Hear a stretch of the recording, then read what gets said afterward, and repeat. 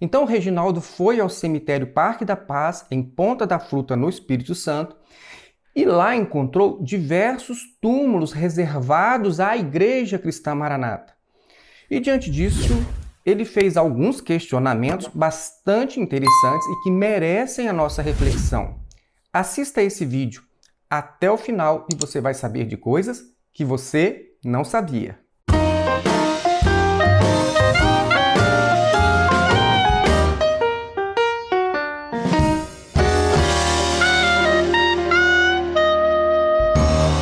Transparência.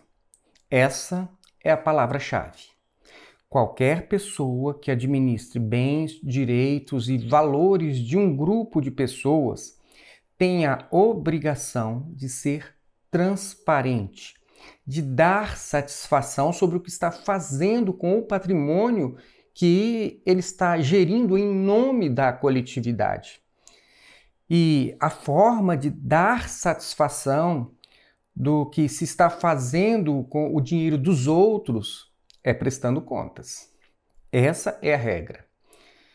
E isso é tão óbvio e tão comum, tão corriqueiro, que até Jesus contou uma parábola onde um homem rico pediu para o administrador de seus bens prestar contas. Coisa normal. E vejam que pedir para um administrador de bens alheios, prestar contas, não é nenhuma ofensa. Mas o interessante é que alguns líderes religiosos colocaram na cabeça dos fiéis que eles não devem pedir prestação de contas porque o dinheiro entregue à igreja está sendo dado para Deus. E então cabe somente ao Senhor acertar as contas com o administrador desonesto. Essa é uma das coisas mais insensatas que normalmente eu ouço. Além de ser uma atitude irresponsável, ela é também antibíblica. E usando um texto do apóstolo Paulo, nós vamos ver que quando o assunto é gerenciar recursos da igreja, a regra também é a da transparência, a da prestação de contas e a da fiscalização pelos membros da igreja. Então vamos lá. Em sua terceira viagem missionária, Paulo gerenciou uma coleta para levar socorro aos irmãos necessitados da Judéia. Ao escrever aos irmãos da igreja de Corinto, Paulo diz que Tito se voluntariou para reunir as contribuições, fazer a coleta da igreja, e Paulo fez questão de atestar que Tito era, sim, uma pessoa de sua confiança, um companheiro, um cooperador fiel. Mas mesmo assim, mesmo com essas credenciais, as igrejas elas elegeram um fiscal para acompanhar o que Paulo e Tito estariam fazendo. E vocês pensam que Paulo ficou ofendido com essa atitude dos irmãos? Negativo. Paulo foi feliz em saber que as igrejas elegeram um homem para acompanhar o trabalho da coleta e da distribuição das ofertas. Então, as igrejas elas participavam da oferta, mas elas também escolhiam um representante para acompanhar, no caso, Tito durante a coleta e depois Paulo na distribuição dessas ofertas. De modo, então, que eles teriam a certeza de que tudo estava sendo feito com honestidade e justiça. E Paulo viu isso com bons olhos. Ele entendeu que, na verdade, isso era uma proteção para o seu ministério, uma proteção tanto para ele próprio, como para a própria pregação do Evangelho. Com a transparência e com a fiscalização, não haveria brechas para a corrupção e nem mesmo para insinuações maldosas sobre o seu procedimento honesto. Vamos ver então o que Paulo disse. Agradeço a Deus que pôs no coração de Tito o mesmo cuidado que tenho por vocês, pois Tito não apenas aceitou o nosso pedido, mas está indo até vocês com muito entusiasmo e por iniciativa própria. Com ele, estamos enviando o irmão que é recomendado por todas as igrejas por seu serviço no Evangelho. Não só por isso, mas ele também foi escolhido pelas igrejas para nos acompanhar quando formos ministrar esta doação, o que fazemos para honrar o próprio Senhor e mostrar a nossa disposição. Queremos evitar que alguém nos critique quanto ao nosso modo de ministrar essa generosa oferta, pois estamos tendo o cuidado de fazer o que é correto, não apenas aos olhos do Senhor, mas também aos olhos dos homens. Segundo Coríntios, capítulo 8, versos 16 a 21. Perceberam? Os irmãos designaram um fiscal para acompanhar Tito e para acompanhar Paulo. E nem Tito e nem Paulo se sentiram ofendidos por isso. Eles não acharam que isso era um absurdo. Eles não disseram que os irmãos estavam entregando as ofertas a Deus e que então eles não precisavam se preocupar com o que eles estavam fazendo com as ofertas dos irmãos. Nada disso. Eles consideraram que a atitude dos irmãos em querer fiscalizar era algo normal, necessário e bom. Porque Paulo tinha a preocupação de ser correto não apenas aos olhos do Senhor, mas também aos olhos dos homens. Eu acredito que essa passagem é suficientemente clara, ao mostrar duas coisas muito importantes. Primeiro, que os administradores fiéis e espirituais são transparentes. E esses administradores fiéis, eles não ensinam contra a prestação de contas. Segunda coisa, os membros espirituais de uma igreja pedem prestação de contas e fiscalizam o que é feito com a arrecadação da igreja. Logo, pastor, líder ou presidente de igreja que não presta contas de tudo o que ele faz com os recursos que ele recolhe dos irmãos, não é um imitador de Paulo e não pode ser considerado alguém espiritual do ponto de vista bíblico. E se você, que é membro, se você não está preocupado em acompanhar o que é feito com o dinheiro da igreja, você também não está preocupado com a preservação do bom nome de Jesus. Um membro espiritual deve ser zeloso com as coisas de Deus. Como? Fiscalizando a administração dos seus líderes, porque essa é uma forma de se evitar a corrupção e até mesmo suspeitas de desonestidade que mancham o nome de Jesus e mancham a imagem da Igreja de Jesus perante a sociedade. Mas, se o seu líder não quer prestar contas, o que você deve fazer? Muito simples, óbvio. Se você está comprometido com a palavra de Deus, jamais financie quem usa o dinheiro da igreja e não presta contas. Não participe disso, jamais.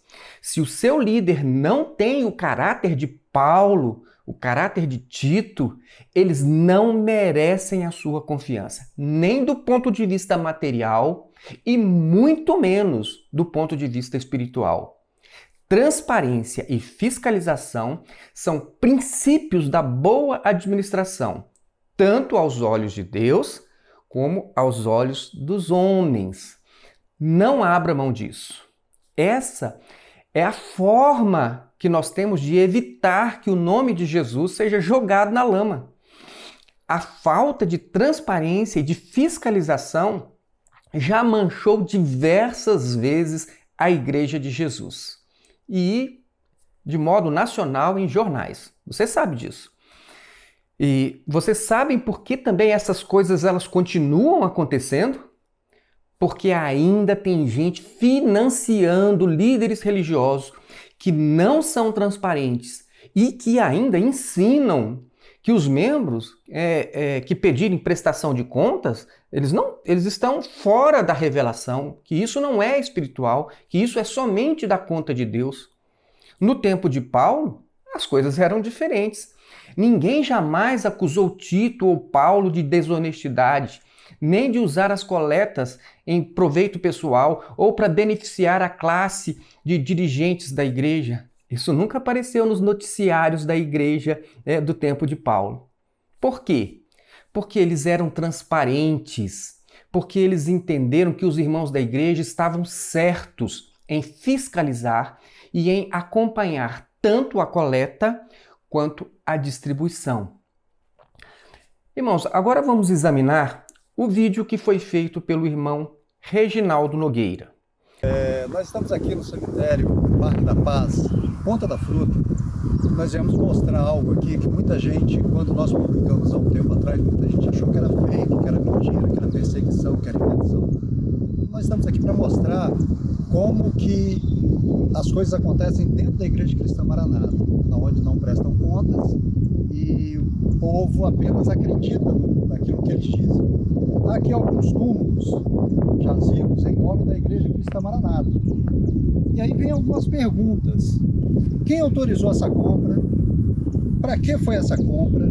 Quanto gastaram ou ainda continuam gastando com isso? E a pergunta que deveriam responder: isso seria para todos os membros da obra ou para um grupo seleto? Porque os irmãos, isso aqui foi comprado com dinheiro de dízimo dos irmãos, está em nome da Igreja Cristã Maranata, não está em nome de pessoa física. Então, se está em nome da Igreja Cristã Maranata, foi comprado com dinheiro de doações, dízimos. Se um irmão simples precisar para ele ou para algum familiar, isso aqui vai ser cedido para os irmãos? Então fica aqui a pergunta, eu espero que os irmãos da Igreja Cristã Maranata tenham interesse de perguntar ao presbitério se isso aqui pertence a eles, já que foi comprado com o dinheiro deles. Bom, fiquem na paz. Vocês entenderam? Parece que o irmão Reginaldo já havia falado algo sobre isso no passado, mas as pessoas não acreditaram.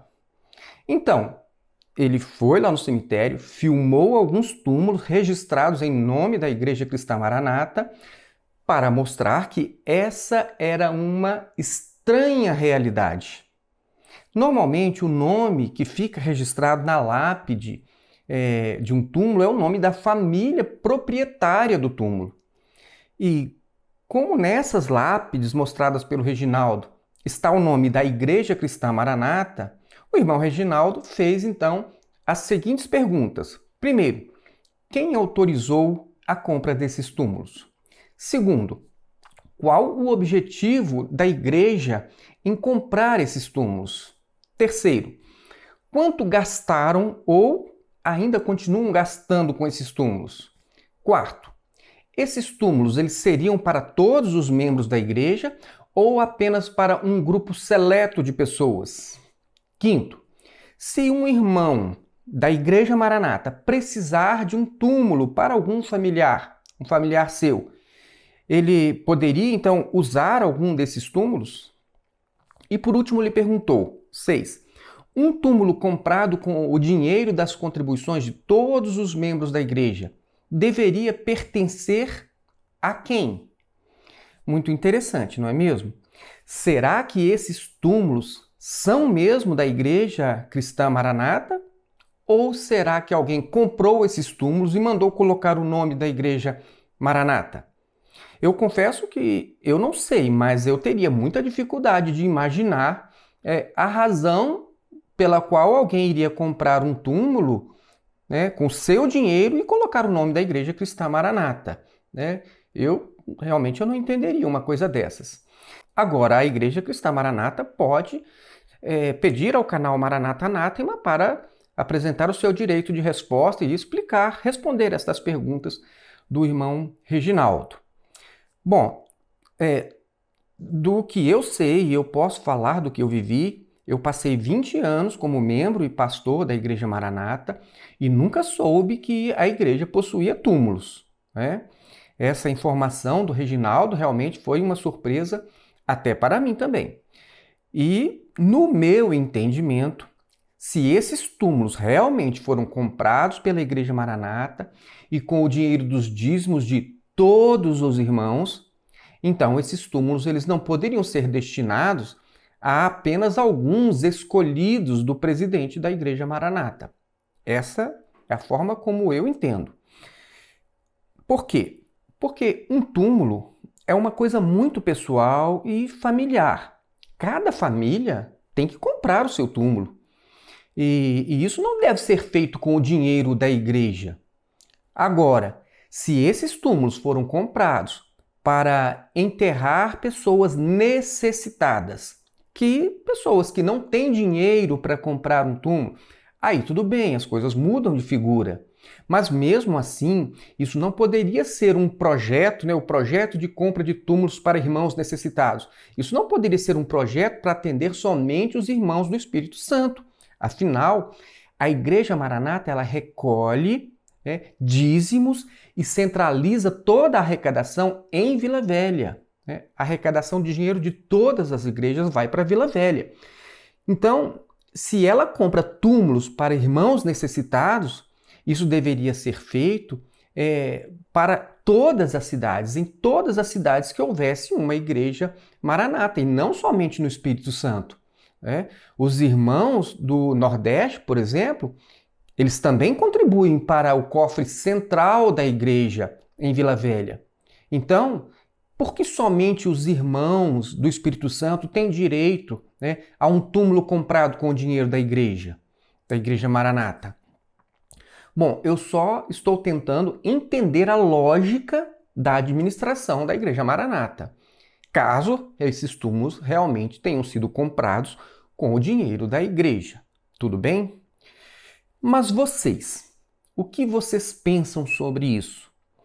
Você, por exemplo, que nunca recebeu uma cesta de alimentos da Igreja Maranata, que nunca recebeu uma ajuda para comprar um remédio ou para fazer um exame em um momento de necessidade da sua vida. Você concorda que a Igreja Maranata use o dinheiro das contribuições de todos os membros para comprar túmulos somente para algumas pessoas? Você concorda com isso? Você concorda em pagar regularmente pela manutenção desses túmulos, sendo que você nem mesmo sabe para quem são esses túmulos? Bom, talvez agora vocês entendam melhor a importância da prestação de contas. Vejam bem, se os membros da Igreja Maranata eles recebessem regularmente uma prestação de contas oficial mesmo da igreja, não aquela conversa de Manaim. Se eles recebessem uma prestação de contas oficial, completa, nós não teríamos essas dúvidas agora, não é mesmo? Se a Igreja Maranata ela publicasse e ela disponibilizasse a sua prestação de contas oficial a todos os membros, qualquer membro poderia olhar essa prestação de contas e checar para ver se realmente esses túmulos são da Igreja Maranata. E, se fosse o caso, então eles poderiam questionar a liderança sobre a utilização desses túmulos. E se ficasse confirmado que esses túmulos foram comprados e estão sendo mantidos para servir a apenas a alguns membros da igreja, os demais membros, tendo o conhecimento da existência desses túmulos, eles poderiam questionar a falta de igualdade na administração das doações de todos os membros da igreja. Entendem? Então, agora, por que a prestação de contas e a transparência é importante? Porque, na verdade, a prestação de contas ela é o instrumento que proporciona a transparência da administração da igreja. Sem prestação de contas, não há que se falar em transparência.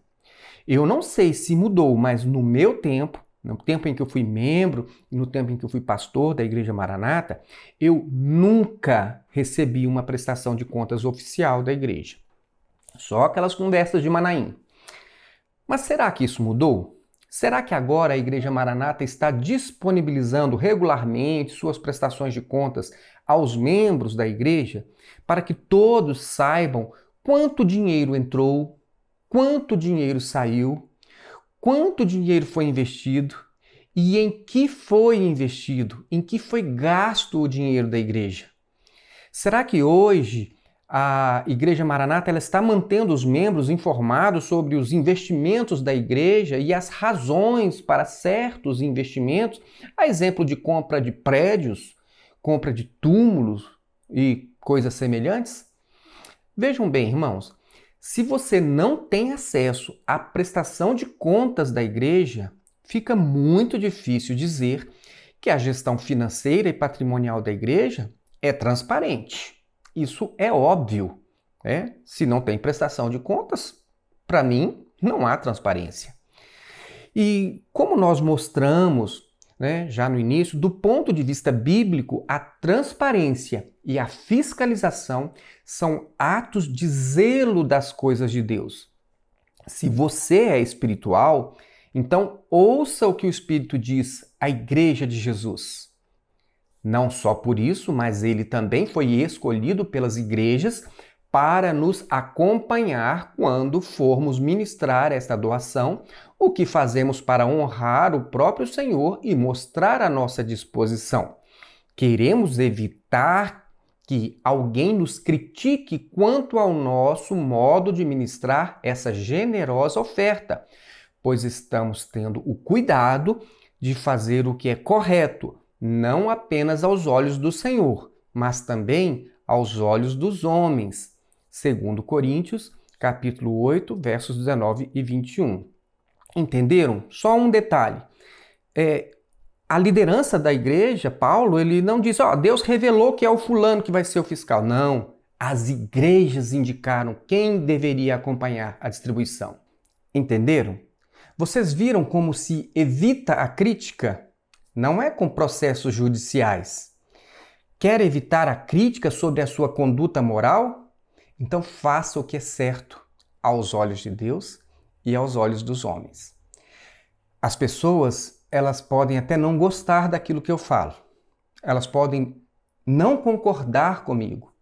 Elas podem até mesmo me chamar de herege, mas de ladrão de dízimos, de estelionatário, de integrante de quadrilha organizada, de lavador de dinheiro.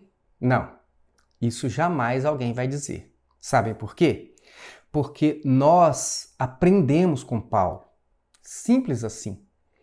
Agora, se uma instituição religiosa não é transparente, se uma instituição religiosa não quer que os membros acompanhem o que ela faz com a arrecadação, se ela não publica a sua prestação de contas oficial regularmente, pelo menos do ponto de vista bíblico, ela nunca vai conseguir evitar suspeitas e críticas sobre a sua conduta moral, sobre, na verdade, a conduta moral dos seus líderes. É simples assim. Eu espero que isso tenha ficado bastante claro e que você seja uma pessoa espiritual. Se você está em uma igreja institucionalizada, peça a prestação de contas regularmente ao seu pastor e ao presidente dessa igreja. E olhe bem, confira, veja como está sendo usado o dinheiro das doações dos irmãos, dos membros. Ajude o seu pastor e a sua igreja a não se desviarem dos parâmetros bíblicos na administração das doações feitas à igreja. Não se omita, seja um fiscal dos seus líderes, para que o nome de Jesus não vá parar na lama por causa da falta de fiscalização, que é a sua parte. E se o seu pastor e o seu presidente não lhe entregarem regularmente a prestação de contas, essas pessoas, prestem atenção, essas pessoas não merecem a sua confiança. Não seja cúmplice de quem não é confiável. Não financie quem não está seguindo o exemplo de Paulo. Não financie quem sujou e ainda está sujando o nome da igreja com atos de corrupção. Que Deus abençoe a sua vida e até o nosso próximo vídeo.